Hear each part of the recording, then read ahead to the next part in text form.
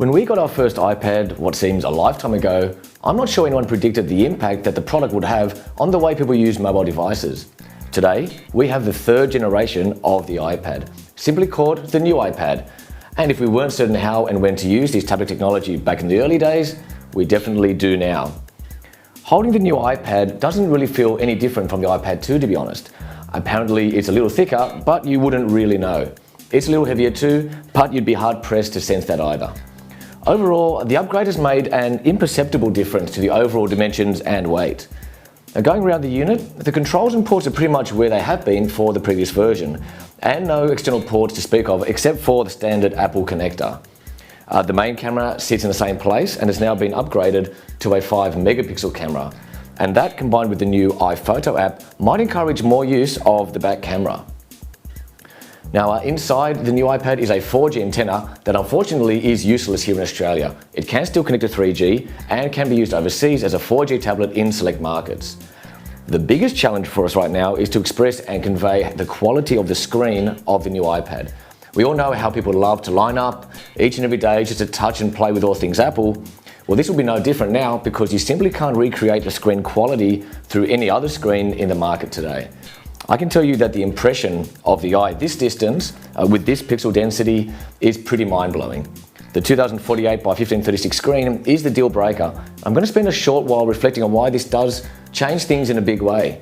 Up until now, buying a magazine online, for example, was a compromise, whether we admitted it or not.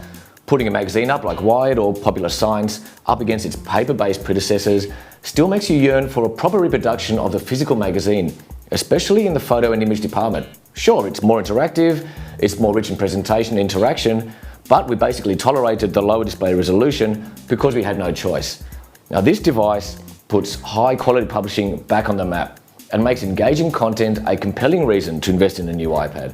I can't wait to see how magazines look, how the integrated visuals in video and in static form jump out, and make reading just as important as gaming and videos are on this device. Now, if you recall, the new version of iBooks was released a few months ago, and the push there was to provide a platform for interactive educational titles. Now, with this new iPad, the eye can't distinguish pixels. It's pretty much at printed paper quality. Now, the education industry will probably make a concerted effort to move to an electronic deployment of textbooks, making them updatable, interactive, and full of immersive content. Now, as far as movies go, now 1080p full high-definition content can be viewed with room to spare on the screen. Now, that is exciting as a business proposition, and games are sure to be tweaked as well. Remember Riptide on the Zeus Transformer? One can only wonder what the developers will do with the graphics and screen performance of the new iPad. So, that's a quick rundown of the new iPad. In a nutshell, it looks and feels very much like the previous model, but when you turn that screen on, you can really see how Apple have stepped up the ante once again.